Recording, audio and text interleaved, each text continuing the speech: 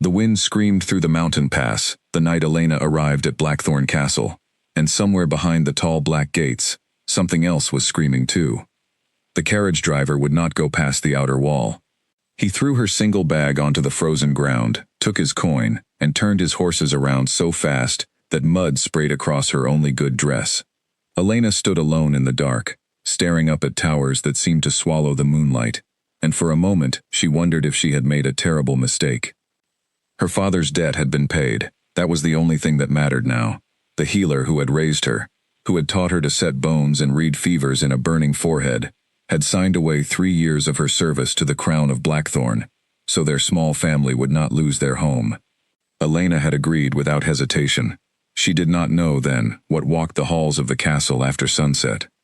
A guard finally came for her, a broad man with tired eyes named Edmund, who did not smile and did not waste words. He led her through the gates quickly, glancing over his shoulder more than once.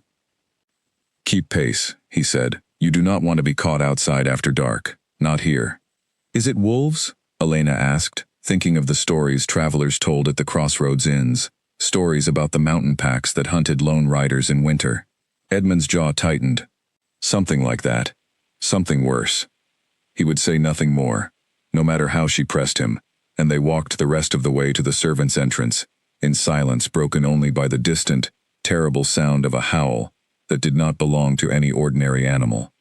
It rolled down from somewhere deep in the castle, through stone and iron, and Elena felt it in her chest before she heard it in her ears. Every torch in the courtyard flickered, as though the sound itself had breath. Inside, the kitchens were warm, and full of frightened, hurried people.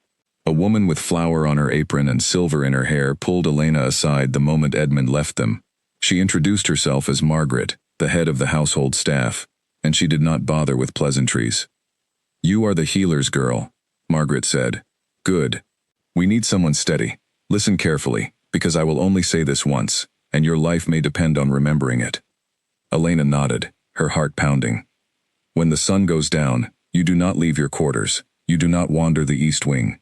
You do not, under any circumstance, go near the king's tower after dark." Margaret's voice dropped lower. "There is a beast in this castle. It walks these halls when the light fails, and it belongs to no one, though the elders say it is bound somehow to the crown itself. It has taken lives before. Guards. A visiting lord's son, once, who did not believe the warnings." "What kind of beast?" Elena whispered. "A wolf, some say. Larger than any wolf should be. Others call it a shadow given teeth. I have never seen it myself, and I thank every star in the sky for that mercy. But I have heard it, same as you just did, and I have seen what it leaves behind." Margaret's eyes were hard with old grief. "The elders have studied it for years. They say it only hunts in darkness, that daylight holds no interest for it at all, that it sleeps through every hour the sun is in the sky like it cannot bear to be seen. That is the one small comfort we have. As long as the sun is up, you are safe anywhere in this castle. The moment it sets, you disappear into your room, and you bar the door." Elena's mouth had gone dry. "And no one has ever stopped it? No one has ever hunted it back?" "Brave men have tried," Margaret said. "None have succeeded.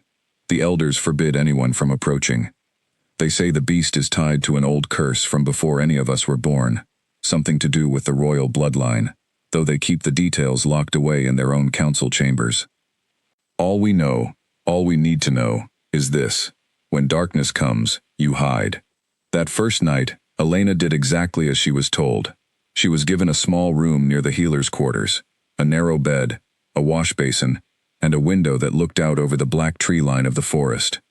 She barred her door the moment the last color drained from the sky, and she sat on the edge of her bed, listening to the castle breathe around her, every creak of wood and whisper of wind sounding like footsteps, like breath, like something enormous moving just beyond her sight. The howling came again, near midnight, closer this time, or so it seemed. It was not the howl of a hunting animal calling to its pack. It was lower than that, and sadder, filled with a kind of pain that made the hair on Elena's arms rise even though she did not understand why an animal's cry could sound so much like grief. She pressed her hands over her ears, and did not sleep until the first gray light crept through her window. In the morning, the castle transformed. Servants who had scurried the night before now moved through the halls at an ordinary pace. Sunlight poured through tall windows, warming stone floors that had felt like ice hours earlier.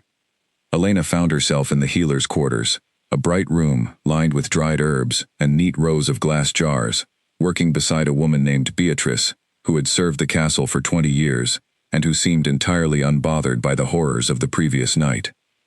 "You get used to it," Beatrice said, grinding a bitter root into powder. "Or you learn to live beside it, at least. The days here are safe, truly safe. That is more than many places in this world can promise a person." "Has anyone ever seen it?" Elena asked. "In the daylight, I mean." "Never," Beatrice said firmly. "Not once in all my years. By the time the sun rises, it is gone, wherever such creatures go. Some say it sleeps in the old caves beneath the mountain. Others say it simply ceases to exist until darkness calls it back. No one truly knows, and I would advise you not to spend too much time wondering. Curiosity has cost people dearly here." Elena tried to heed that advice. She threw herself into her duties, tending small injuries among the kitchen staff, learning the layout of the castle's endless corridors, memorizing which doors led to storerooms and which led to dead ends. She was given tasks that kept her busy from sunrise until the golden hour before dusk, when every servant, without exception, made their way back to their quarters as though pulled by some invisible tide. It was on her third day that she first saw King Ronan. He walked through the great hall, flanked by 2 silent advisors, and the entire room seemed to hold its breath as he passed. He was younger than Elena had expected, perhaps 30, with dark hair that fell across a face carved from exhaustion and old sorrow. His eyes, when they briefly swept over the gathered servants, were the color of storm clouds, gray and heavy and somehow far away, as though he were looking at something none of them could see. He did not speak to anyone. He simply passed through like a man walking toward an appointment he dreaded, and the moment he disappeared through the far doors, the hall exhaled as one. "He carries something terrible," Beatrice murmured beside her, watching him go. "Whatever curse binds this castle, it touches him most of all. I have served 3 kings in my time, and I have never seen a man so haunted while still breathing." Elena said nothing, but she found she could not stop thinking about those gray eyes, about the way the king moved like a man perpetually bracing for pain. She wondered what it must be like to rule over a kingdom that feared the dark more than it feared any enemy army, to sit upon a throne, while somewhere beneath the same roof, a beast waited for nightfall. That evening, as the sun began its slow descent behind the mountains, Elena stood at her window and watched the shadows stretch long and thin across the courtyard below. She saw the guards double their numbers at the tower entrances. She saw the last stragglers among the staff, hurrying toward the safety of stone walls and barred doors. And just as the final sliver of sun vanished behind the peaks, she heard it again, that low and mournful cry rising from somewhere deep within the castle's heart. This time, she did not press her hands over her ears. She stood very still and listened, and for reasons she could not name, the sound did not frighten her quite as much as it had the night before. Beneath the fear, beneath the ancient warnings and the elders' strict decrees, there was something else in that cry, something that sounded less like a monster hunting and more like a soul in torment, howling at a fate it had never chosen for itself. She thought of the king's storm-gray eyes, of the exhaustion carved into his young face, and a strange, unwelcome thought took root in her mind before she could stop it. What if the beast and the man were not 2 separate things at all? She dismissed the idea immediately. It was foolish, dangerous even, the kind of thought that could get a person killed if spoken aloud within these walls. The elders had studied this curse for years and had never suggested such a thing. Margaret and Beatrice, women who had lived here far longer than Elena had been alive, spoke of the beast and the king as entirely separate matters, one a monster to be feared, the other a ruler to be served. And yet, as she lay in her narrow bed that night, listening to the wind rattle her shuttered window and the far-off echo of that lonely cry, Elena found she could not fully silence the question.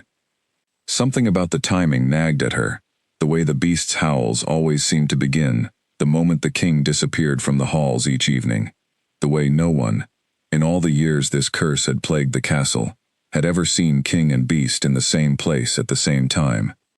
She told herself it meant nothing, coincidence, nothing more. The mountain nights were long, and her mind was simply searching for patterns in the dark, the way frightened minds often did.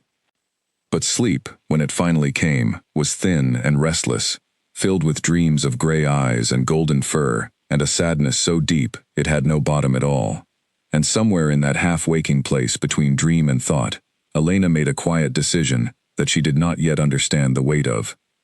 She would watch, she would learn, she would find out, in whatever careful and patient way she could manage, exactly what walked the halls of Blackthorn Castle after the sun went down, and exactly why it seemed to carry such sorrow in every cry that shattered the mountain silence. The elders had warned her never to look the beast in the eye.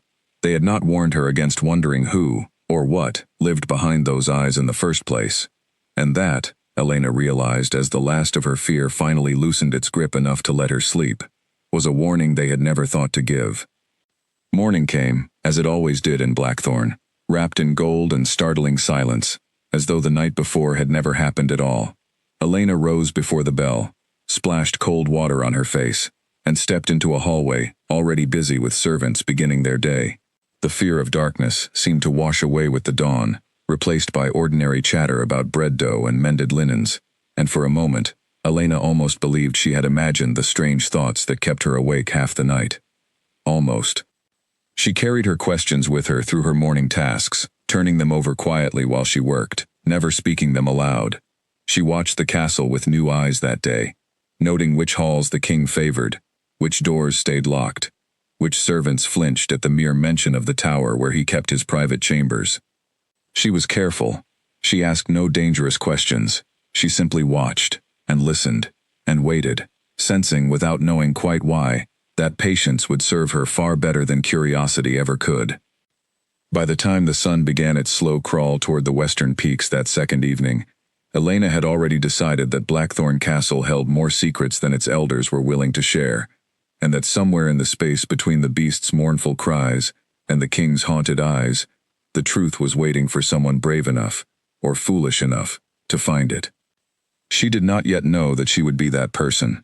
She only knew, as she barred her door against the coming dark for the second night in a row, that she could no longer simply accept the warnings without question.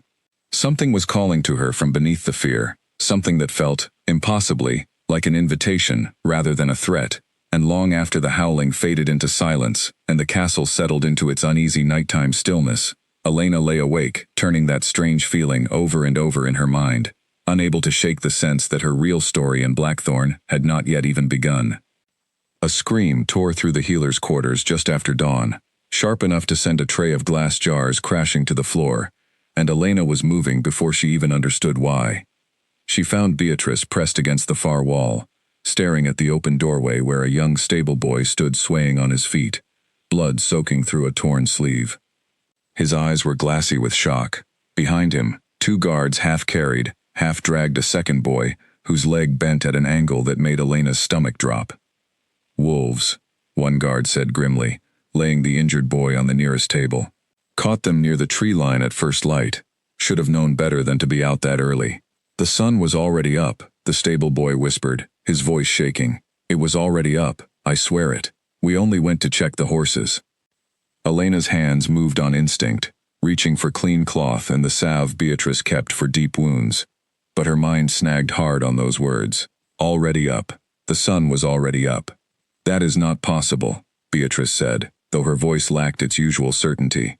"The beast does not hunt in daylight. It never has, not once in 20 years. "Tell that to my leg," the second boy groaned through clenched teeth. Elena worked alongside Beatrice for the better part of an hour, cleaning wounds, splinting the broken bone, murmuring calm words to boys who were clearly more frightened than they wanted to admit. By the time the crisis settled and the boys were resting under warm blankets, a heavy silence had fallen over the healer's quarters, the kind of silence that came when everyone in a room was thinking the same troubling thought, and no one wanted to be the first to speak it. Word spread through the castle by midday. 2 stable hands attacked at the edge of the forest, mere minutes after sunrise. It was the first daylight attack anyone in Blackthorn could remember, and it shattered the one certainty that had let people sleep at all in this cursed place. If the beast could hunt in daylight now, even at its very edges, then nowhere was truly safe anymore. The elders convened an emergency council that afternoon, Elena was not permitted anywhere near their private chambers, but rumors traveled fast through the servant halls, carried on hushed voices and worried glances. Some said the curse was growing stronger.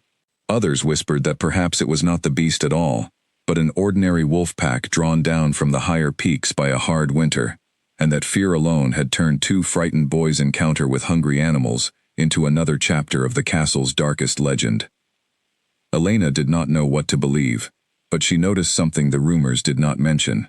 King Ronan had not appeared at breakfast that morning. He had not appeared at all, in fact, until well past midday, and when he finally did emerge for the emergency council, Margaret told her later that he had looked pale and unsteady, his hand pressed briefly to his side, as though favoring some hidden pain. That detail lodged itself in Elena's mind like a splinter she could not stop worrying at. She spent the rest of her day distracted, mixing the wrong herbs twice, earning a sharp look from Beatrice that snapped her back to her senses each time. But even as her hands worked, her thoughts kept circling back to the same unanswered question. Where had the king been during those early morning hours, when the beast had supposedly struck at the forest's edge? She told herself it was none of her business. She told herself that a servant girl 3 days into her service had no right to go poking at mysteries the elders themselves had spent years failing to solve.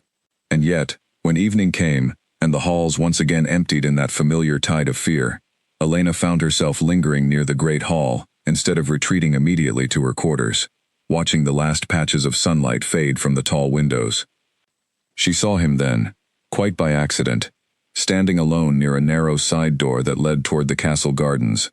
King Ronan had shed the formal coat he wore for council meetings, and in the plain dark tunic beneath it, he looked less like a ruler, and more like an ordinary man, carrying an extraordinary weight. He was staring out at the darkening gardens with an expression Elena could only describe as dread, the same look she imagined a condemned man might wear as he watched the executioner's hour approach. She should have turned away. Every warning she had been given told her to retreat to safety immediately. Instead, some reckless thread of curiosity kept her rooted in place a moment longer than was wise, and in that moment, the king turned and saw her. For a heartbeat, neither of them spoke. His storm-gray eyes studied her with an intensity that made her breath catch, not from fear exactly, but from the strange sensation of being truly seen for the first time since she had arrived at Blackthorn. "You should not be out here," he said finally, his voice low and rough, as though speaking cost him some effort. "Not this close to dark." "I was on my way to my quarters, Your Grace," Elena said quickly, dropping into the curtsy she had been taught, though her heart hammered against her ribs. "I did not mean to intrude. You are the new healer's assistant." It was not quite a question. "Elena, is it?" She blinked, startled that he knew her name at all. "Yes, Your Grace." Something flickered across his face, there, and gone so fast she almost doubted she had seen it. Regret, perhaps, or something closer to longing. "Go inside," he said, gentler now. "Bar your door. Do not linger in these halls after the sun sets, no matter what you hear. Do you understand me?" "Yes, Your Grace." He held her gaze a moment longer than necessary, and Elena had the strange, dizzying impression that he wanted to say something more, something that pressed against his teeth and strained for release, before he seemed to catch himself and looked away entirely. "Go," he said again, quieter this time, almost pleading.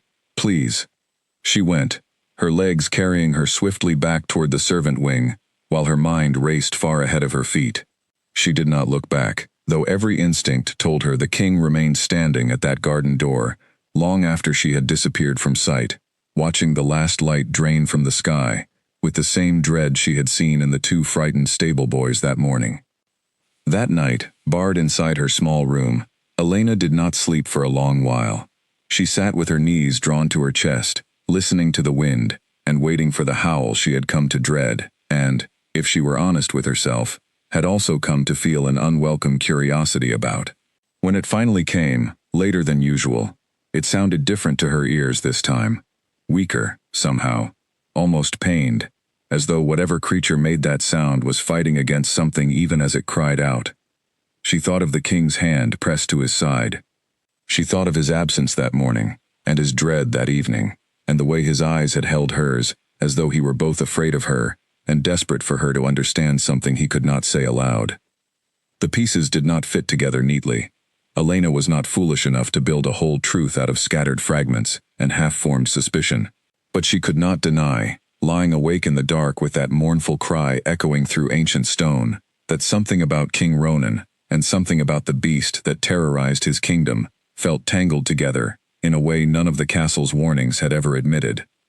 The following days brought no further daylight attacks, and slowly the castle's collective breath began to ease, though an undercurrent of unease remained, a sense that the old certainties no longer held quite as firmly as they once had. Elena continued her work in the healer's quarters, growing more confident with each passing day, learning the names and faces of the staff around her, earning small nods of approval from Beatrice that felt, in their own quiet way, like victories. She learned that the castle held a girl close to her own age named Grace, a laundry maid with a quick laugh and an even quicker tongue, who took to Elena immediately and filled her in on every piece of castle gossip within their first real conversation.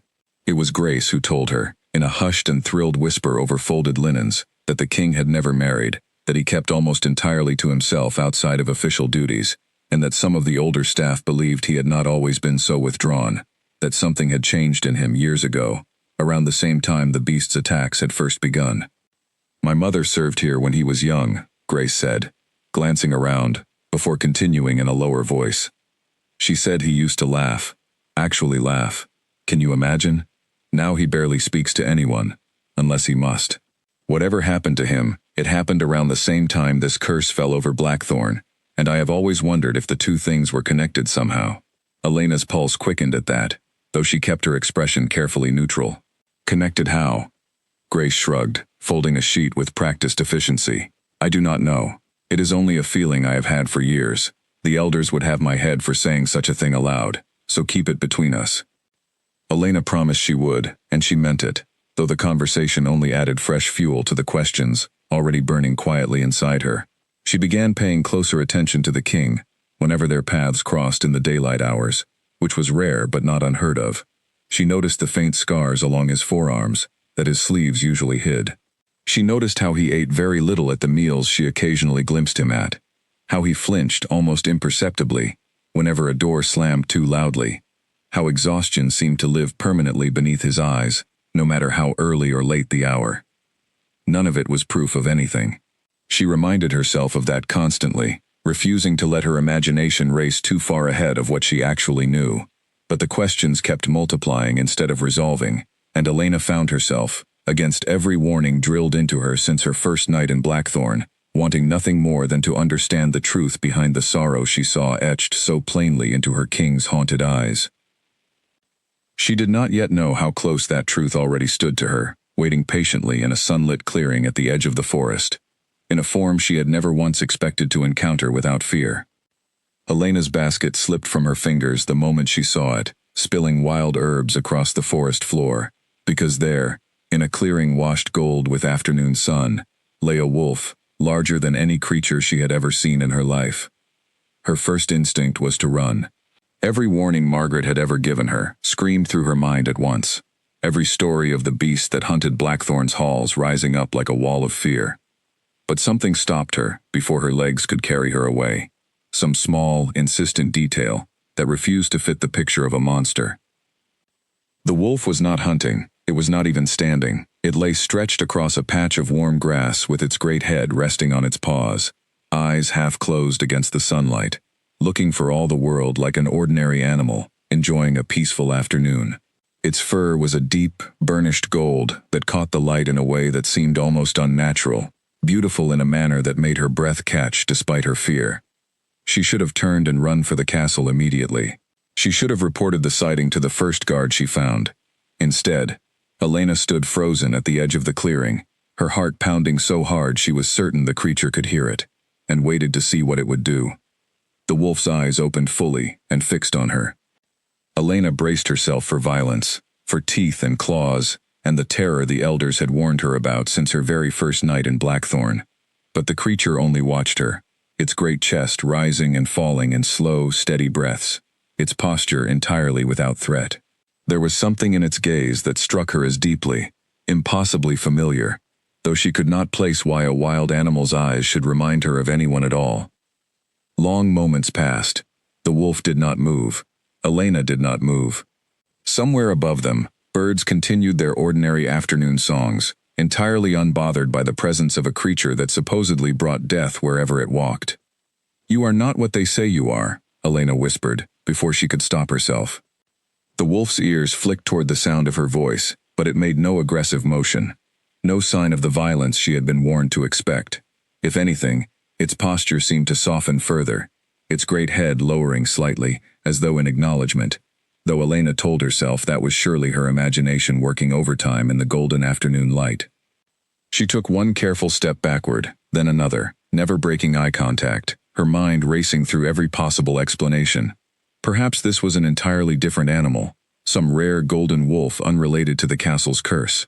Perhaps the elders were simply wrong about certain details of the legend they had spent years constructing. Or perhaps, and this thought sent a shiver down her spine that had nothing to do with fear, perhaps the beast the whole kingdom feared was not the monster everyone believed it to be. She did not run, in the end.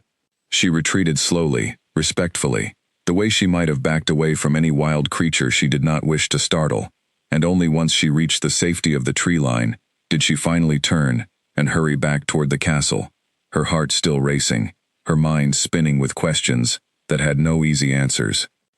She told no one what she had seen.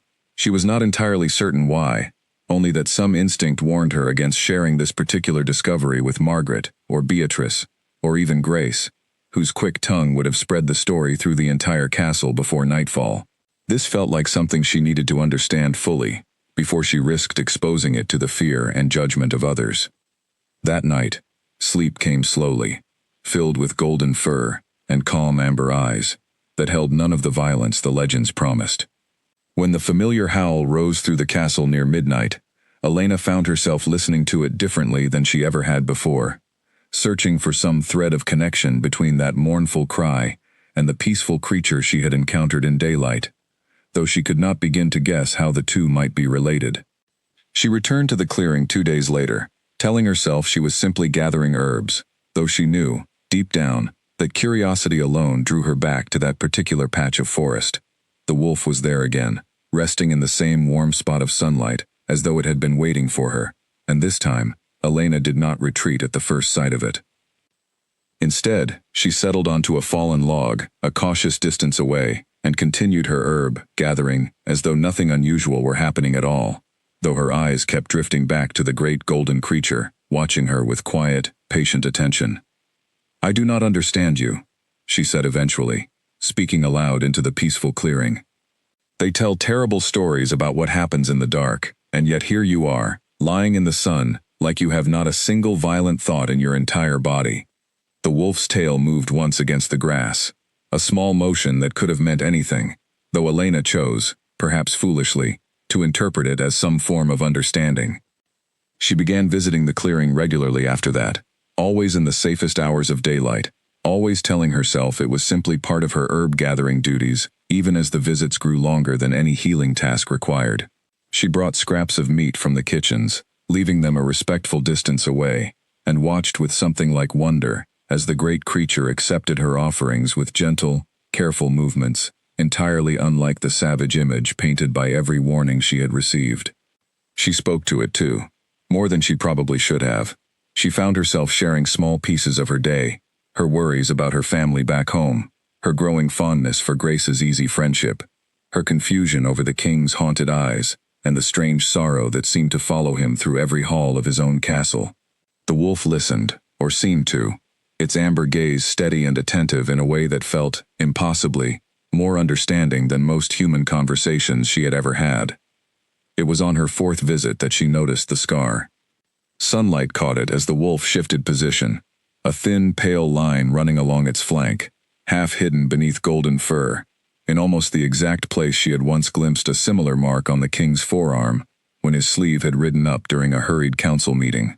Elena's breath caught in her throat. She told herself it meant nothing.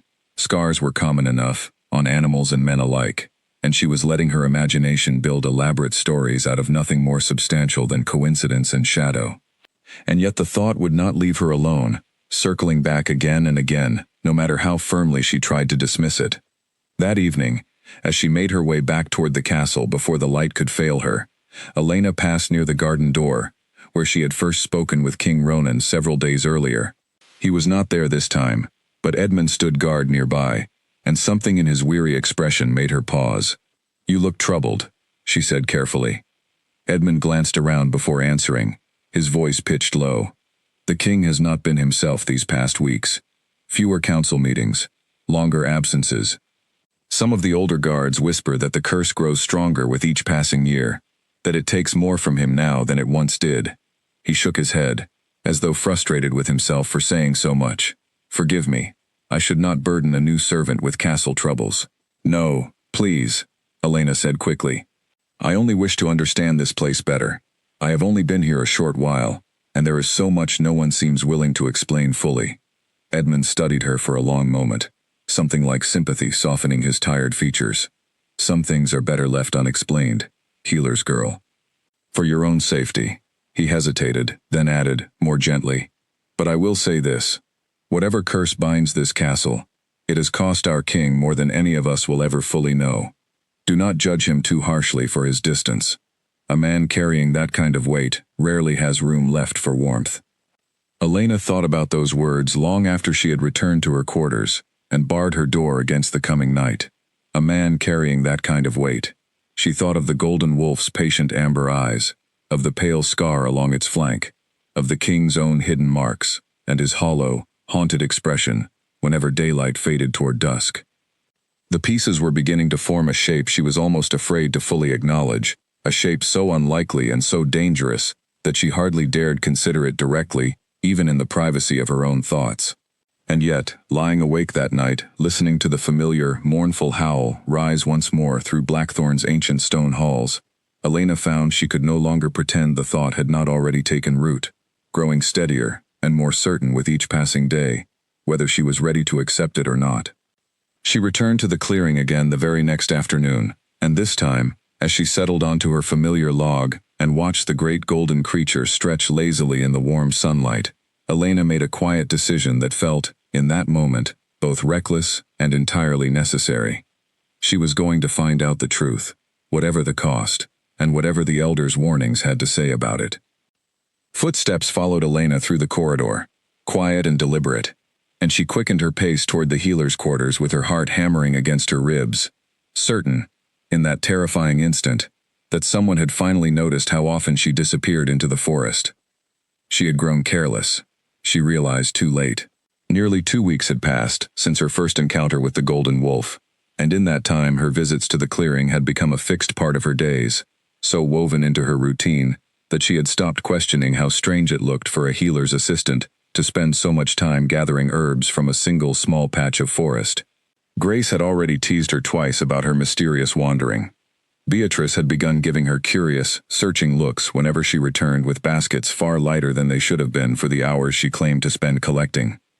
Elena forced herself to slow her steps and turn, composing her expression into something calm and unconcerned, and found Margaret standing behind her with sharp, assessing eyes. "A word, if you have a moment," Margaret said, in a tone that made clear the request was not truly optional. They stepped into an empty alcove, and Margaret folded her hands with the brisk efficiency of a woman accustomed to managing a great many people and a great many secrets at once. "You have been spending a considerable amount of time in the forest these past days. Alone, I am told, and often past the hour when your duties should have you elsewhere." Elena's mouth went dry. "I have been gathering herbs, ma'am. Beatrice's stores were running low on several essential roots, and the best patches are further from the castle than I first realized." It was not entirely a lie, though it was far from the complete truth, and she hated the way the words felt heavy and false on her tongue, even as she spoke them. Margaret studied her for a long, uncomfortable moment. "I would remind you that the forest edge is not without its own dangers, herbs or no herbs. 2 stable boys were injured there only weeks ago. I would hate for something similar to befall you, especially so soon after your arrival." "I am always back well before dusk," Elena said quickly. "I am careful, ma'am, truly. See that you remain so." Margaret's gaze lingered a moment longer, something unreadable flickering behind her sharp eyes, before she finally nodded and allowed the matter to drop, at least for the moment.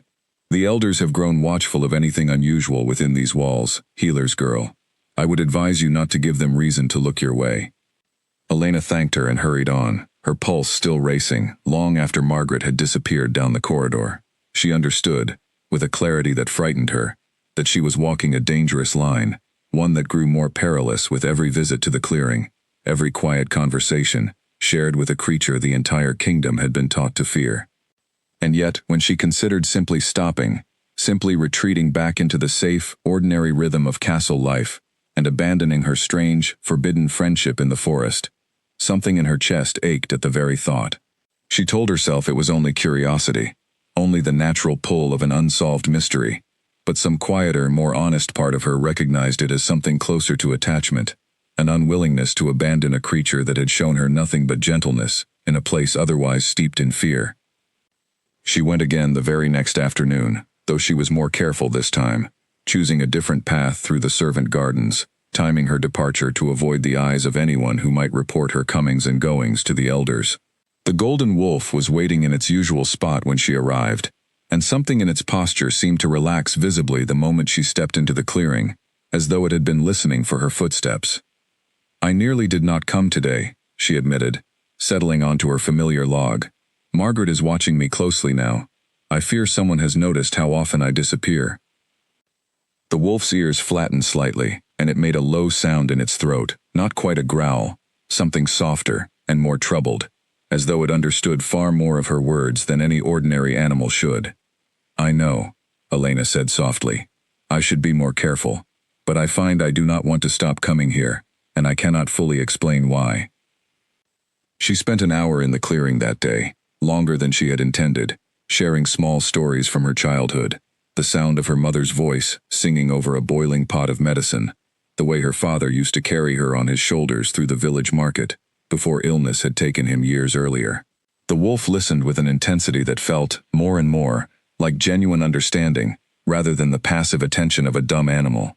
And Elena found herself, against every warning and every rational instinct, growing to trust this strange golden creature more deeply than she trusted almost anyone else within Blackthorn's walls. It was during her 6th visit that everything nearly fell apart. She had lost track of time, absorbed in quiet conversation and the peaceful warmth of the clearing, when the distant sound of hunting horns shattered the stillness. Elena's blood ran cold. The wolf's head snapped up instantly, ears pinned back, every muscle in its great body suddenly tense and alert. "Guards!" Elena breathed, scrambling to her feet. "They must be searching for something. We need to go. You need to go. Now." The wolf rose in one fluid motion, and for a heartbeat, Elena feared it might bolt in a direction that would only draw more attention, but instead it turned toward her with an expression she could only describe as urgent concern, nudging her gently toward the tree line with its great head. "I am fine," she assured it, though her voice shook. "Go, please. If they find you here because of me, I will never forgive myself." The wolf hesitated one final moment, its amber eyes holding hers with an intensity that made her chest ache with an emotion she could not name, before it turned and vanished into the deeper forest, with astonishing speed and silence for a creature of its size. Elena hurried back toward the castle, her heart pounding, arriving just as a search party of guards emerged from the tree line further down the slope, dragging between them a struggling, snarling wolf of a very different sort, smaller and gray, and clearly wild in a way the golden creature had never once seemed. "Ordinary wolves," Edmund explained later, when she found him near the kitchens, still catching his breath from the hunt. "A pack has been growing bold along the northern ridge. We believe they were responsible for the attack on the stable boys, not the castle's curse at all." The elders wished it confirmed and dealt with quickly, given how much fear the incident stirred. Relief flooded through Elena so powerfully, her knees nearly buckled. So the beast, the one from the legends, it truly never hunts in daylight after all? Edmund shrugged wearily. "So it would seem, this time at least. Though I confess I have stopped fully trusting anything I think I know about that particular curse." He studied her for a moment, something careful and curious in his expression. "You seem quite invested in the matter, healer's girl." "Only curious," Elena said quickly, forcing a light tone she did not entirely feel. "It is a strange thing, to live somewhere so shaped by fear of the dark." Edmund nodded slowly, seeming to accept the explanation, though Elena could not shake the sense that he had studied her a moment too long, as though searching for something beneath her carefully composed words. That evening, as she barred her door against the familiar tide of encroaching darkness, Elena's thoughts returned again and again to the wolf's urgent expression, as it had ushered her towards safety, to the way it seemed to fear discovery every bit as much as she did, to the strange and growing certainty settling deeper into her chest with each passing day. Whatever that creature truly was, it did not want to be found, and increasingly, Elena suspected the reason it hid so carefully from the world had far less to do with monstrous nature, and far more to do with protecting a secret it could not risk anyone uncovering. She thought again of King Ronan's haunted gray eyes, of his scarred forearms and his hollow exhaustion, of Grace's quiet observation that something had changed in him years ago, around the very time this curse had first fallen over Blackthorn. She thought of the pale scar along the wolf's flank, so similar in placement to the one she had glimpsed on the king's own arm, and though she still had no proof, no undeniable evidence to confirm the wild theory taking shape in her mind, she found she could no longer dismiss it as mere imagination. That night, the howl that rose through the castle sounded different to her ears once more, weaker somehow, almost relieved, as though whatever creature made that sound had narrowly escaped a danger it had feared greatly. Elena lay awake long after the cry faded into silence, staring up at her shadowed ceiling, and made a private vow to herself that she would find a way to confirm the truth, carefully and quietly, no matter how dangerous that pursuit might prove to be. She did not yet know how soon that opportunity would present itself, nor how completely it would change everything she thought she understood about the beast, the king, and the fragile, forbidden bond growing steadily between them despite every warning meant to keep them apart. The council chamber door burst open before Elena could knock, and King Ronan strode out with such sudden force that she stumbled backward to avoid a collision, her tray of medicines clattering against the stone floor. "Forgive me," he said at once, steadying her elbow with a careful hand before quickly releasing it, as though even that brief contact troubled him. His face was drawn tight with tension, his storm-gray eyes darker than she had ever seen them. "I was not watching where I walked." "It is I who should apologize, Your Grace," Elena said, kneeling quickly to gather the scattered vials before any could shatter completely. "I did not mean to be underfoot." He crouched beside her without hesitation, an act she suspected few kings would bother with, and helped retrieve the remaining bottles with quick, efficient movements. Up close, she could see the exhaustion carved deep into his features, dark shadows beneath his eyes, a tightness around his jaw that spoke of some private battle waged far longer than a single sleepless night could explain. "You are the healer's assistant," he said again, echoing their first brief exchange from weeks earlier. "Elena." "Yes, Your Grace." She hesitated, then added carefully, "You remembered." Something flickered across his expression, gone too quickly for her to name it fully. "I remember more than people assume I do." He rose, offering her a hand to help her stand, and for a moment their eyes met with an intensity that made her breath catch in her throat. "You should be careful in these halls. The council has grown restless of late. There are matters weighing on us all." "Is everything well, Your Grace?" she asked, emboldened by some reckless instinct she could not fully explain. His jaw tightened. "As well as it ever is, in a place such as this." He studied her a moment longer, and Elena had the distinct impression he was searching for something in her face, some answer to a question he had not yet dared to ask aloud. "You spend a great deal of time near the forest's edge, I am told." Elena's heart stuttered. "I gather herbs there, Your Grace, for the healer's stores." "Of course." His tone remained even, but something shifted subtly behind his eyes, a wariness that had not been there a moment before. "It is a peaceful place, that clearing near the old oak trees.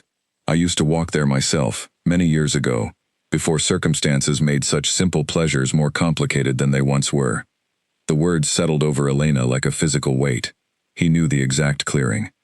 He knew it well enough to describe it with unmistakable familiarity, well enough that a chill raced down her spine, despite the warm afternoon light filtering through the chamber windows. "It is a lovely spot," she managed, her voice steadier than she felt. "Quiet, safe, even, or so it has seemed to me." Something in his expression cracked, just slightly, a flash of raw vulnerability, so brief she nearly missed it entirely. Safety is rarely as simple as it appears, Elena. I would encourage you to remember that, wherever you choose to wander. Before she could respond, one of his advisors called from within the council chamber, and King Ronan's entire posture shifted instantly, the walls rising back into place with practiced speed. He offered her a brief, formal nod and disappeared back through the heavy doors, leaving Elena standing alone in the corridor, with her heart racing and her mind spinning through implications she was almost too afraid to fully examine.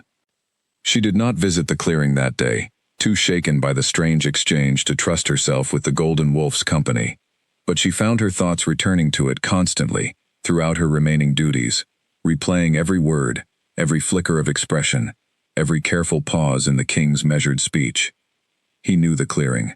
He had described it with the intimate familiarity of someone who had spent real time there, not merely heard of it secondhand, and his warning, however carefully worded, had carried an unmistakable weight of concern, almost protective in nature, as though he feared for her safety in that specific location, for reasons that had nothing to do with ordinary forest dangers. That evening, Grace found her in the servant quarters, sorting through freshly laundered linens with unusual distraction. "You have been somewhere else all day," Grace observed, settling onto the edge of Elena's narrow bed. "What troubles you?" Elena hesitated, torn between the growing need to share her suspicions with someone and the very real danger such a confession might invite. In the end, caution won out, though she allowed herself a small measure of honesty. "I spoke with the king today, briefly. He seemed to know a great deal about the forest clearing where I gather herbs." Grace's eyebrows rose with immediate interest. "The king spoke with you directly? That is no small thing, Elena.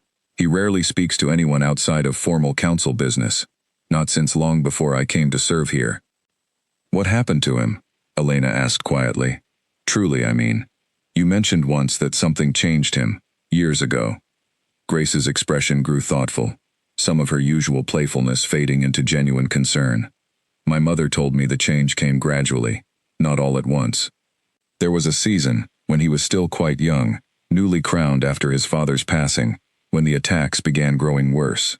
Around that same time, he withdrew almost entirely from court life, stopped attending feasts, stopped riding out with his men. Some said grief over his father's death simply consumed him. Others whispered it was something to do with the curse itself, that it had somehow taken a firmer hold over him specifically, though no one ever spoke openly of exactly what that meant." Elena's pulse quickened at the description. "Do you think it possible," she began carefully, choosing her words with great deliberation, "that the king himself might somehow be connected to the beast, more directly than anyone realizes?" Grace went very still, her eyes widening slightly. "That is a dangerous thought to speak aloud within these walls, Elena." "I know," Elena admitted, "but is it truly so impossible? Consider the timing. Consider how carefully the elders guard every detail of this curse's true nature. How quickly anyone who dares question the official account is silenced or dismissed. What if the truth is simply too frightening, or too complicated, for the official story to hold?" Grace was quiet for a long moment, chewing her lip in evident thought. "I have wondered similar things myself, if I am honest," she finally admitted, her voice dropping to barely above a whisper. "But I have never dared voice it aloud, not even to my own mother.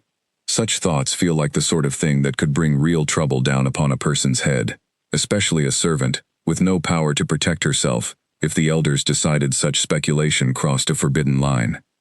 "I would never repeat this to anyone else," Elena promised earnestly. "I only needed to say it aloud to someone, to see if the thought sounded as mad to another person's ears as it sometimes does in my own head." Grace studied her for a long moment, something like worry deepening the lines around her eyes.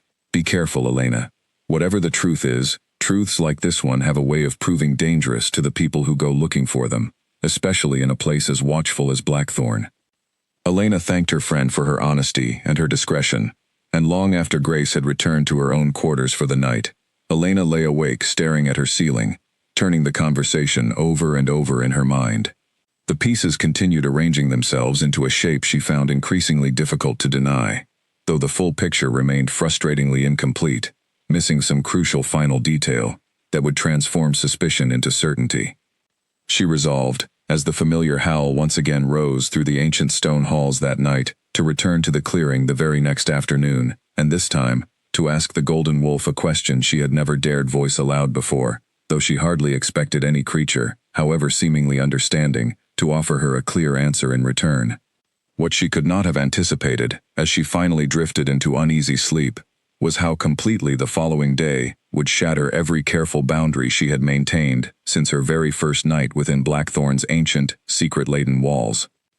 The clearing stood empty when Elena arrived, and a cold dread settled over her before she had even set down her basket, some instinct warning her that something had shifted since her last visit.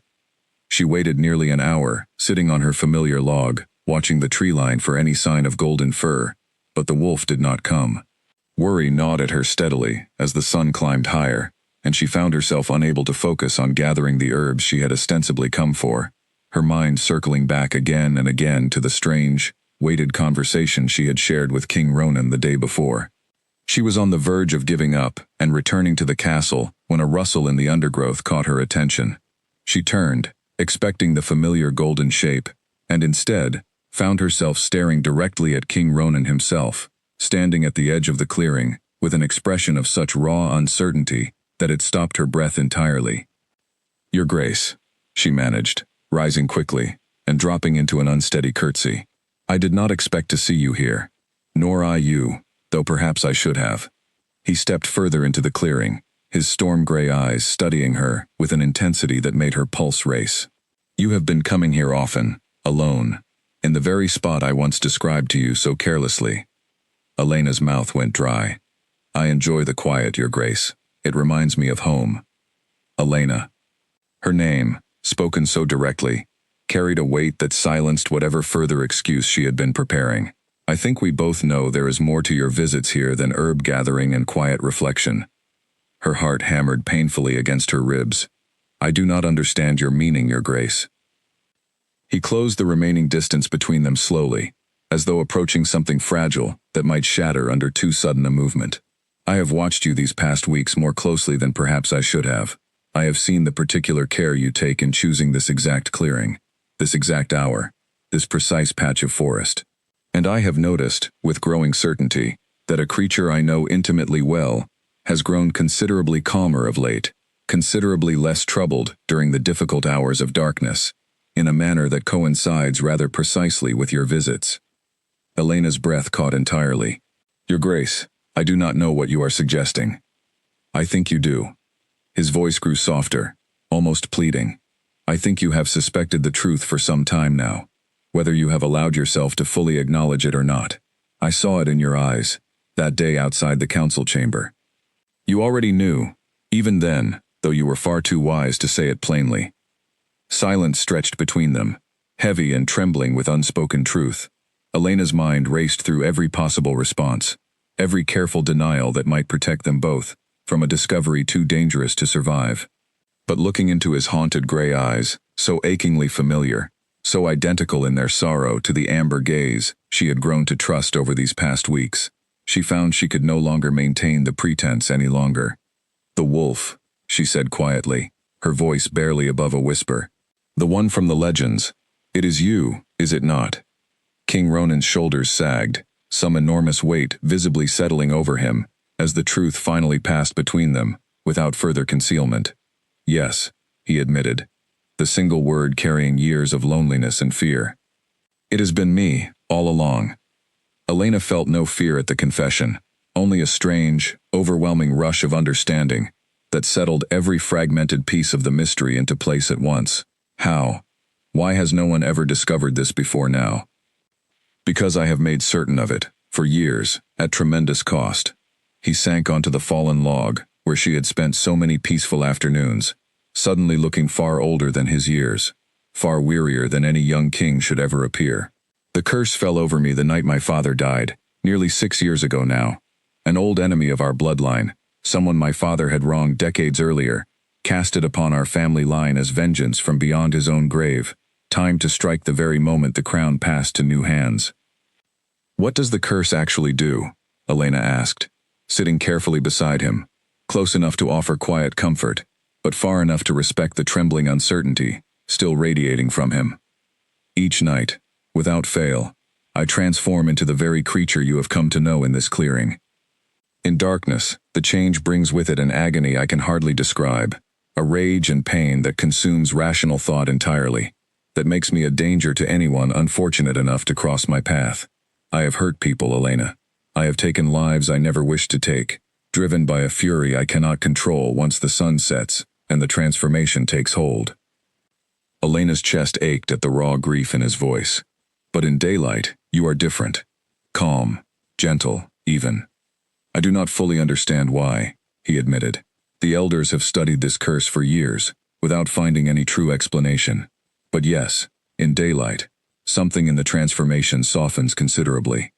The rage recedes. What remains feels closer to my true self, trapped within an animal's form but still very much myself underneath. I discovered this clearing years ago, in the earliest days of the curse, and I have retreated here during safe daylight hours ever since, the only place I have ever felt anything close to peace. And then I stumbled into your peace uninvited, Elena said softly. You did. A faint, weary smile touched his lips, the first genuine warmth she had ever seen cross his features. And I have never known quite what to do with the fact that instead of fleeing, instead of reporting what you had discovered to the elders as any sensible person surely should have done, you simply sat down and began speaking to me, as though I were nothing more frightening than an ordinary creature, enjoying an ordinary afternoon. You never felt frightening, Elena said honestly. Not once. Whatever this curse has done to you at night, the creature I met in this clearing carried nothing but sorrow and gentleness. His gray eyes held hers with an intensity that made her breath catch entirely. You have given me something I had long ago given up hoping for, Elena. These past weeks, however brief and stolen they have been, have felt like the first true peace I have known since this curse first claimed me. What happens now? Elena asked, though part of her already dreaded the answer. His expression sobered considerably. Now, you must promise me something important. You cannot speak of this to anyone. Not Grace, not Margaret, not even Beatrice, however much you may trust them. If the elders discovered the truth of what I am, I fear what actions they might feel compelled to take, both against me and against you, for the crime of concealing such knowledge. I promise, Elena said immediately, without hesitation. Your secret is safe with me, whatever it costs to keep it. Relief flooded across his features, followed quickly by a caution that seemed deeply ingrained after years of careful concealment. You should return to the castle now, before your absence draws unwanted attention. And Elena, thank you for your kindness these past weeks, and for the trust you have shown me today, more than I have any right to expect from anyone within these walls. She left the clearing reluctantly, her mind racing through the enormity of what she had just learned, though beneath the shock and the danger, she found herself surprised by how little her feelings toward him had actually changed. If anything, understanding the full weight of his suffering only deepened a quiet, growing affection she had been trying, without much success, to deny to herself for weeks now. That evening, as darkness fell once more over Blackthorn Castle, and the familiar mournful howl rose through its ancient stone halls, Elena listened with entirely new understanding, picturing King Ronan trapped within a form and a fury he had never chosen, suffering alone in the dark, while the entire kingdom cowered in fear of a monster that was, in truth, simply a man, carrying an unbearable curse. She barred her door that night as always, but for the first time since her arrival, the sound of that distant howl did not frighten her at all.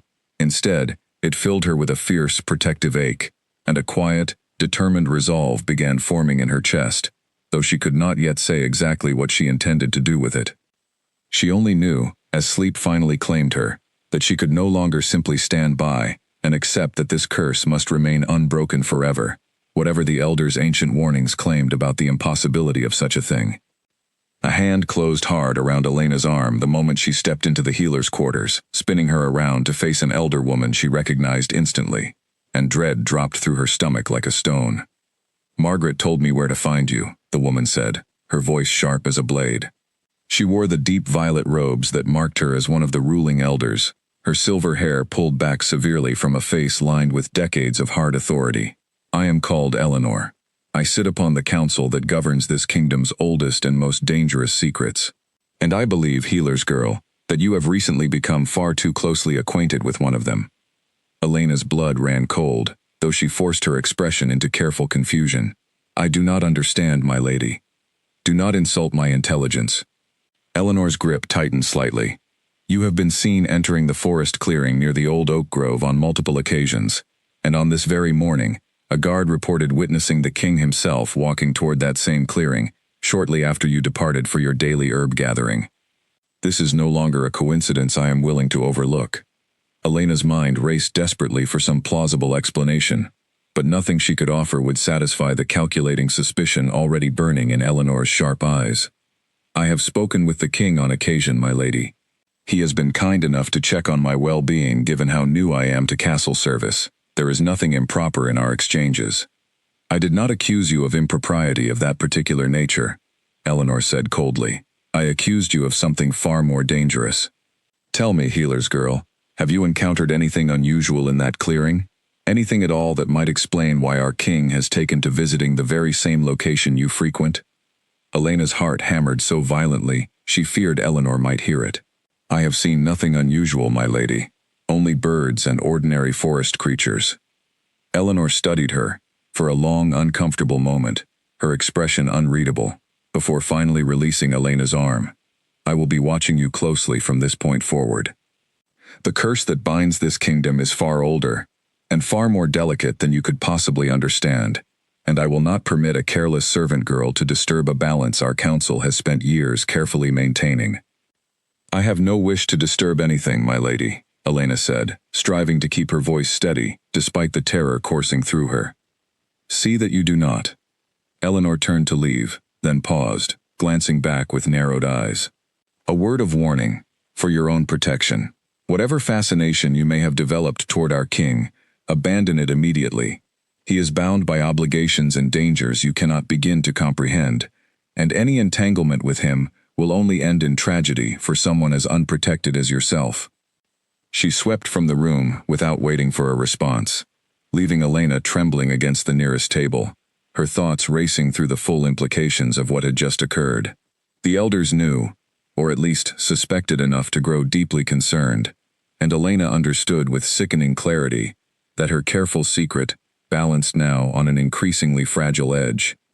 She found King Ronan later that same afternoon, catching him alone in a quiet alcove near the library, and quickly relayed the entire troubling encounter, watching his expression darken with each detail she shared. "Eleanor has always been the most vigilant of the council," he said grimly, once she had finished. "If she suspects a connection between us, she will not rest until she has confirmed it fully, one way or another." "What will she do if she learns the truth?" Elena asked, unable to fully mask the fear trembling beneath her question. His jaw tightened with old, weary anger. "The council has always maintained that the curse must remain contained through careful management rather than any attempt at true resolution. They fear that disturbing its balance might provoke it into something even more dangerous than what already exists. If Eleanor learns that you know the truth, she will almost certainly insist you be removed from Blackthorn entirely, likely dismissed from service and sent far from these walls, for what she would consider your own safety and the safety of the secret itself." "They would send me away," Elena said quietly, surprised by how deeply the thought unsettled her. "I would not allow it easily," Ronan said, his gray eyes holding hers with unexpected intensity. "But my authority over the council's decisions regarding the curse has always been limited, given how directly it concerns my own person. They have managed this secret for 6 years now, long before I had any real power to challenge their methods." Elena considered this for a long moment, a thought slowly taking shape that she had been circling for days now, without quite allowing herself to examine it directly. Has anyone ever truly attempted to break the curse itself, rather than simply containing it? Ronan's expression grew guarded. The council believes it impossible. They claim the ritual that created this curse was deliberately designed to resist any attempt at reversal, a final act of vengeance meant to punish my bloodline for generations without hope of escape. "But has anyone actually tried?" Elena pressed gently. "Or has the council simply accepted that assumption without truly testing it?"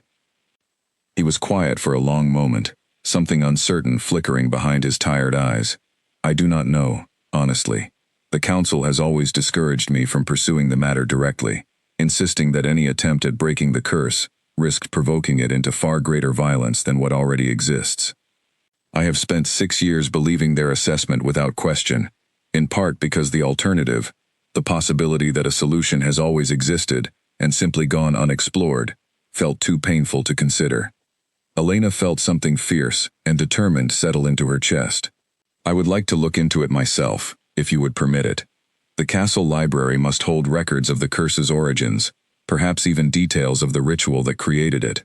If we understood exactly how it was cast, we might discover whether the council's assumption of permanence is truly justified, or simply a belief they have never bothered to test. It is dangerous, Ronan warned, though something hopeful had crept into his voice despite his caution. If Eleanor discovers you researching the curse directly, her suspicions will only deepen further. I will be careful, Elena promised. But I cannot simply accept that nothing can be done, not when I have seen with my own eyes how much suffering this curse causes you, night after night, year after year, with no end in sight. Something shifted in his expression, a warmth so raw and unguarded it made her breath catch entirely. Why would you risk so much, Elena, for a curse that is not even your own burden to carry? She held his gaze steadily, surprised by her own honesty even as the words left her lips. Because I have come to care for you, Your Grace, more than a servant girl perhaps should. And I cannot simply stand by and watch someone I care for suffer, when there might yet be a path towards something better, however difficult that path proves to find. The alcove fell silent between them, charged with an understanding neither had spoken aloud until this very moment. Ronan reached out slowly, as though giving her every opportunity to withdraw, and gently took her hand in his grip warm and careful, despite the calluses and scars marking his skin. Then let us search together, he said quietly, whatever risks that search may carry, and whatever the council's warnings might claim about the impossibility of hope. That evening, as Elena made her cautious way back toward her quarters before the coming dark, she felt Eleanor's watchful gaze following her from a distant corridor window, and understood with sobering clarity that whatever path she and Ronan chose to walk together now, it would need to be walked with tremendous care, under the constant threat of discovery by a council determined to preserve a fate they had long ago accepted as unbreakable. She barred her door that night with steadier hands than she expected, and as the familiar howl rose once more through Blackthorn's ancient stone halls, Elena allowed herself, for the first time, to imagine a future in which that sound no longer haunted these walls at all. A shadow moved between the towering shelves the moment Elena reached for the oldest record book in the Forbidden Archive, and she barely stifled a gasp before recognizing the figure as Oliver, the castle's elderly steward, who kept the archive keys and rarely allowed anyone near its dusty, restricted collection. "You should not be here," he said, though his voice carried more weariness than genuine alarm. "This section is forbidden to all but the council itself." Elena's heart pounded, but she had come too far now to retreat without answers. "Please," she said quietly. "I only need to understand the origin of the curse that binds the king. I believe there may be information here that could help him, if only someone were willing to look." Oliver studied her for a long, searching moment, his weathered face unreadable in the dim candlelight. "You are the healer's girl the elders have grown so watchful of," it was not quite a question. "I have served this castle for nearly 40 years, child.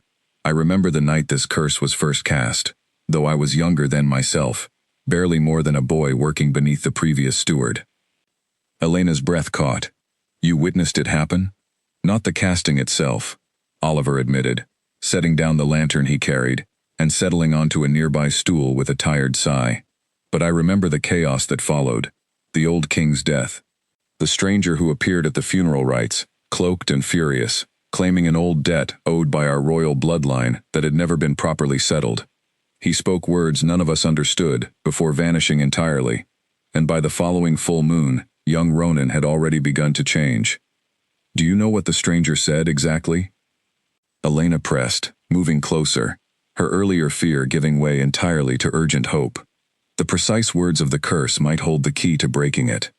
Oliver hesitated, glancing toward the archive's locked door, as though fearing discovery even now, decades after the events he described.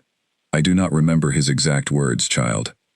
But I do recall the old steward recording everything he witnessed that night, in a journal meant only for the council's private records.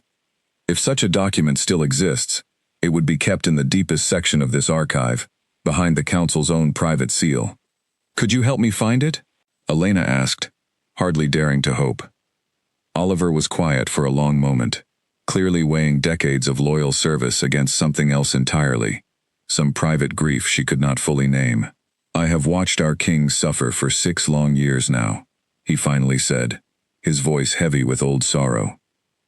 "I have watched him grow more distant, more haunted, with each passing season, and I have long believed the council's insistence upon simple containment was born more from fear of the unknown than any true certainty that the curse cannot be broken. Perhaps it is time someone finally challenged that assumption." He rose and led her deeper into the archive's shadowed recesses, past shelves heavy with decades of dust and forgotten records, until they reached a locked cabinet bearing the council's ancient seal. Using a key Elena suspected he was not entirely authorized to possess, Oliver carefully opened the cabinet and withdrew a slim, leather-bound journal, its pages yellowed and fragile with age. Elena's hands trembled as she accepted it, carrying it carefully to a nearby reading table where the flickering lantern light could reach its faded ink. Oliver stood watch near the archive entrance while she began reading, her heart racing with each passing paragraph. The journal described the funeral night in painstaking detail, the stranger's fury, the accusations he leveled against the old king's memory, and finally, near the journal's final entries, the precise words of the curse itself, recorded as faithfully as the frightened steward had managed to capture them in the chaos of that terrible night. "By blood you have wronged me, and by blood shall you pay. Let your heir carry the beast within him from this night forward, bound to darkness until the sun claims dominion over the sky. Only when he finds one who sees past the beast to the man beneath, who chooses him freely in both forms without fear or hesitation, and who stands beside him willingly through the darkest hour without flinching from what she witnesses, shall the bond between man and beast finally shatter entirely." Elena read the passage 3 times, her pulse quickening with each pass. "This is it," she whispered, looking up at Oliver with wide, hopeful eyes. The curse was never truly permanent. It required a very specific condition to be broken, one the council apparently never fully understood, or perhaps chose to overlook entirely. Oliver moved closer, reading the passage himself, his weathered face slowly transforming with cautious hope. "Someone who sees past the beast to the man beneath," he murmured. "Someone who chooses him freely, in both forms, without fear." "That could be me," Elena breathed, hardly daring to voice the thought aloud. "I have seen him as the wolf, and felt no fear at all. I have seen him as a man, carrying this terrible burden, and cared for him regardless." "There is more," Oliver said quietly, pointing toward the passage's final line. "She must stand beside him willingly, through the darkest hour, without flinching from what she witnesses. I fear that means something far more demanding than simple daylight companionship, child. It suggests you would need to remain with him through an actual night, through the full transformation itself, witnessing whatever violence and rage the curse still commands during those hours." Elena's stomach tightened at the thought, remembering the raw agony she had heard in his nighttime cries, the genuine danger Ronan himself had warned her about during their conversation in the clearing. "It would be dangerous," she acknowledged, "perhaps more dangerous than anything I have yet attempted." "Perhaps too dangerous," Oliver said gravely. "I would not blame you for hesitating, given what such an attempt might cost you." Elena closed the journal carefully, holding it against her chest, as though it contained something infinitely precious, which in many ways it did. "I did not come to Blackthorn seeking danger, Oliver, but I have come to care for King Ronan more deeply than I ever expected, and I cannot simply walk away from a chance to end his suffering, however frightening that chance may prove." They returned the journal carefully to its hidden place, and Oliver made her memorize the curse's precise wording, before locking the cabinet once more, understanding, without needing to say so aloud, that carrying the physical journal from the archive would only invite discovery neither of them could afford. Elena thanked him with tears gathering unexpectedly in her eyes, overwhelmed by the risk this elderly steward had taken on her behalf, and on behalf of the king he had clearly served with quiet loyalty for decades. "Be careful, child," Oliver warned, as she prepared to slip back into the main castle corridors. "If the elders learn what you have discovered here today, they will move quickly to separate you from the king entirely, fearing exactly the kind of attempt you now clearly intend to make." "I will find a way," Elena promised, though her voice trembled slightly with the weight of what lay ahead. She found Ronan that same evening, in the same quiet alcove near the library where they had spoken days earlier, and relayed everything she had discovered with careful, hushed urgency. His expression shifted through disbelief, cautious hope, and finally something that looked remarkably like fear, though Elena understood instantly that his fear was not for himself. "I cannot ask this of you," he said firmly, once she had finished explaining the curse's true requirements. "The nights are unbearable, Elena. I have no true control over myself once the transformation fully claims me. I could hurt you, even kill you, without ever truly understanding what I had done, until the sun rose, and the memory of it haunted me forever after." "You did not ask," Elena said gently, taking his hand in both of hers. "I am offering, freely, because I believe this curse can finally be broken, and because I refuse to let fear keep either of us from at least attempting it." He studied her for a long, torn moment, clearly warring between desperate hope and genuine terror at the risk she proposed to take on his behalf. "The council must never learn of this plan," he finally said, his voice rough with barely restrained emotion. "If Eleanor or the others discovered what we intended, they would stop us before we ever had the chance to try. Then we plan carefully," Elena said, "and we choose our moment wisely, and we trust that whatever this curse truly requires, we are prepared to meet it together, whatever the cost." Outside the alcove's narrow window, the sun had already begun its slow descent toward the western peaks, and somewhere deep within Blackthorn's ancient walls, the first stirrings of the coming transformation had already begun to whisper through King Ronan's exhausted bones, a reminder that whatever plan they crafted together now would need to be executed soon, before caution gave way entirely to the relentless demands of the curse itself. A guard's heavy footsteps echoed through the corridor outside King Ronan's private chambers just as the last light of day began fading from the tall windows, and Elena pressed herself flat against the shadowed wall, her heart pounding so violently she feared it might give her away entirely. She had spent the better part of the afternoon planning this moment with careful, desperate precision, timing her arrival to avoid the usual patrol routes, choosing a servant's passage few guards bothered to check regularly.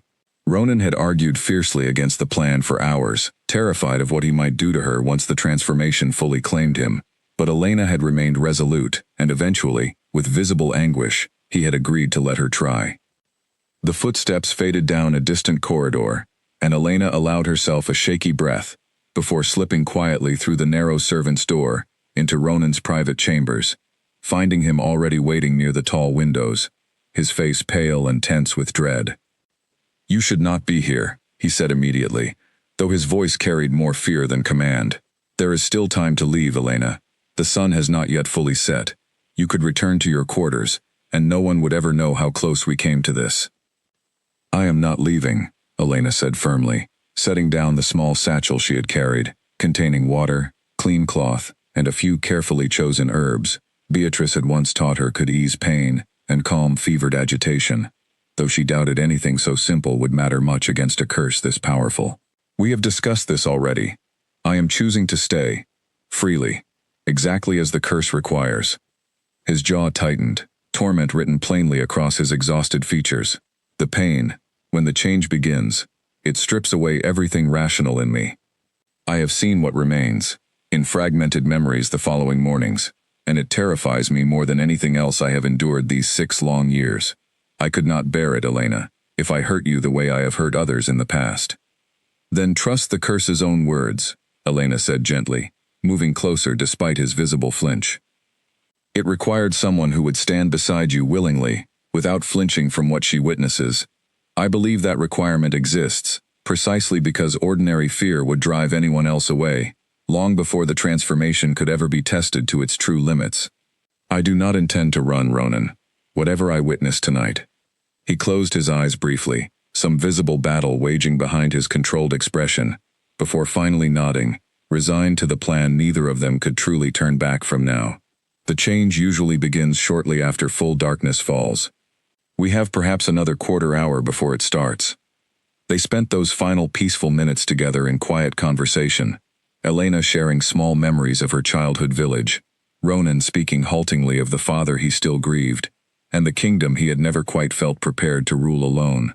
It was, Elena would later reflect, one of the gentlest conversations they had ever shared, made all the more precious by the uncertain darkness gathering steadily beyond the tall windows. The first signs of the transformation arrived without warning. A sudden sharp gasp from Ronan, as his entire body tensed violently, his hands gripping the edge of a heavy wooden table, until his knuckles turned white. "It is beginning," he managed through gritted teeth. "Elena, please, stand back, near the door, in case—" His words dissolved into a low, agonized groan that made Elena's chest ache with helpless sympathy, though she forced herself to obey his instruction, retreating several careful steps while never once looking away from him.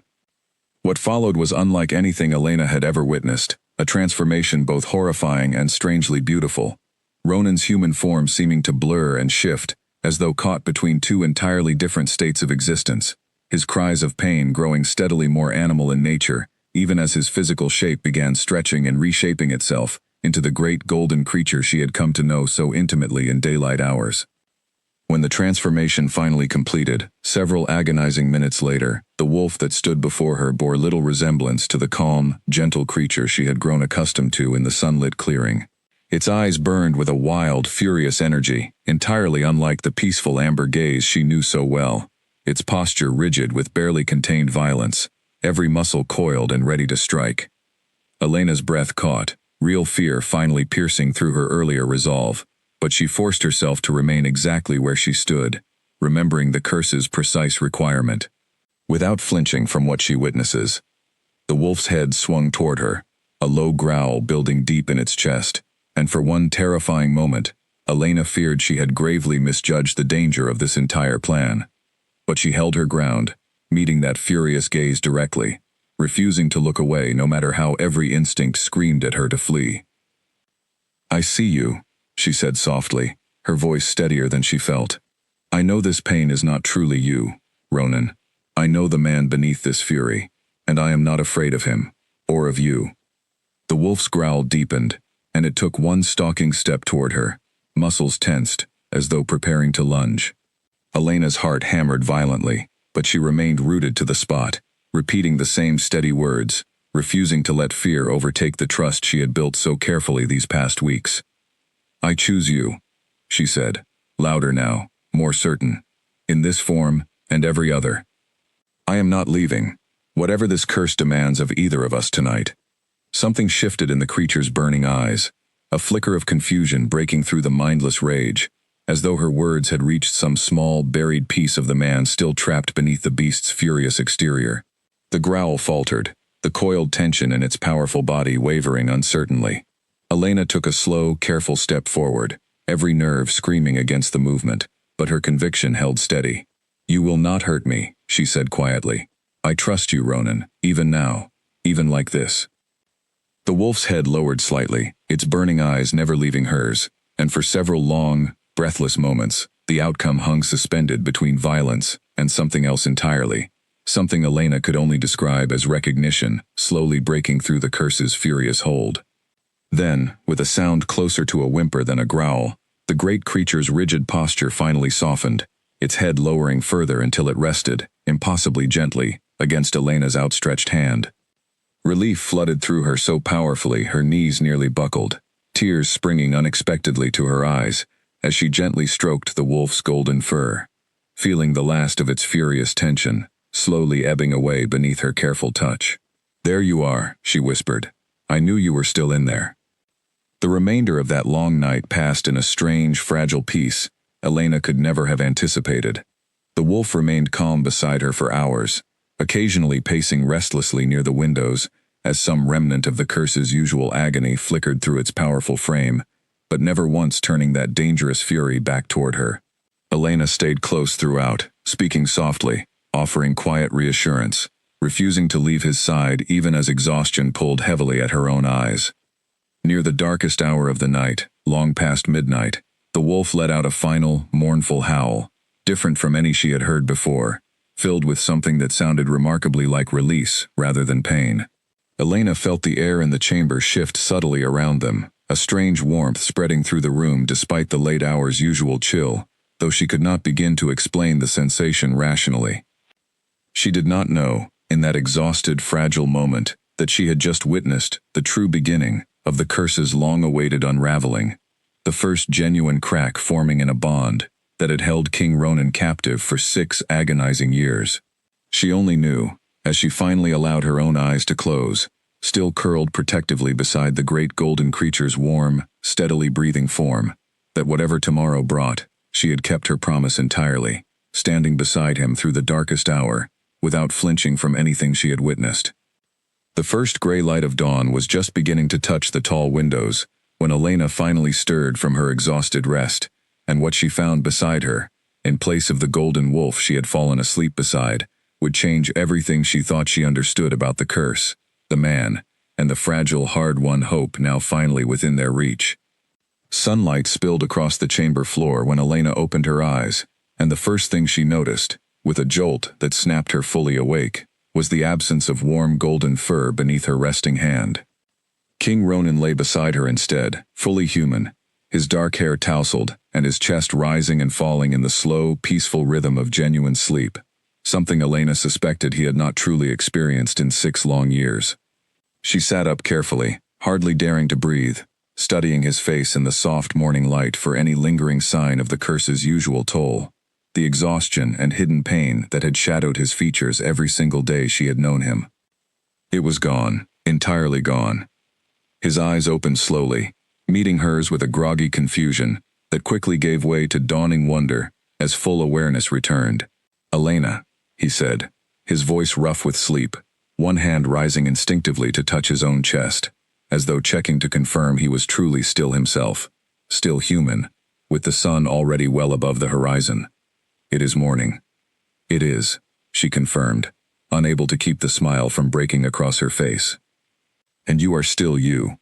He sat up abruptly, staring down at his own hands, as though seeing them for the first time, turning them over slowly, searching for any sign of the transformation that should, by every pattern of the past 6 years, have already begun reversing itself back into beast form the moment true dawn arrived. Nothing happened. He remained entirely, completely human, in broad daylight, exactly as any ordinary man should. "The curse," he breathed, disbelief and hope warring plainly across his face. "Elena, I do not feel it, not even a trace of the usual pull toward transformation. 6 years, and every single morning until now, I have felt it lurking beneath my skin, waiting for the next sunset. It is simply gone." Tears gathered unexpectedly in Elena's eyes, as the full weight of what they had accomplished finally settled over her. "The journal was right," she whispered. "Someone who chose you freely, in both forms, without fear. We broke it, Ronan. We actually broke it." He turned to her, with an expression of such raw, overwhelming gratitude and joy, that Elena's breath caught entirely, and before she could say another word, he reached for her hands, holding them, as though she were something infinitely precious. "6 years," he said again, his voice thick with emotion. "6 years of darkness, of fear, of believing I would carry this curse until the day I died, and you broke it in a single night, simply by refusing to be afraid." "We broke it together," Elena corrected gently. "I could not have done it without the truth you shared, without the trust you placed in me, despite every reasonable fear telling you otherwise." Word of the king's miraculous transformation spread through Blackthorn Castle, with astonishing speed, once the morning bells rang, and the household staff began their usual duties. By midday, the entire castle buzzed with confused, hopeful whispers, though few understood yet exactly what had occurred during the night. The elders convened an emergency council session within hours, summoning both King Ronan and, to Elena's considerable surprise, and no small amount of dread, herself as well. Eleanor's expression, when Elena entered the council chamber, was a complicated mixture of shock, suspicion, and something that might have been grudging respect. "You will explain," Eleanor said without preamble, "exactly what occurred last night, and how you accomplished something this council believed entirely impossible after years of careful study." Elena glanced toward Ronan, who nodded encouragingly, and drew a steadying breath before recounting the full story: Oliver's assistance in the archive, the journal's precise wording, and the long, terrifying night she had spent beside the transformed king, refusing to flee despite every danger the curse had presented. She left out no detail, understanding that the council deserved full honesty now that the truth had already proven itself beyond any possible denial. Silence followed her account, heavy and contemplative, before one of the older council members, a quiet man named Nathaniel who had said little throughout the entire proceeding, finally spoke. "We assumed permanence," he said slowly, "because we feared the alternative more than we hoped for it.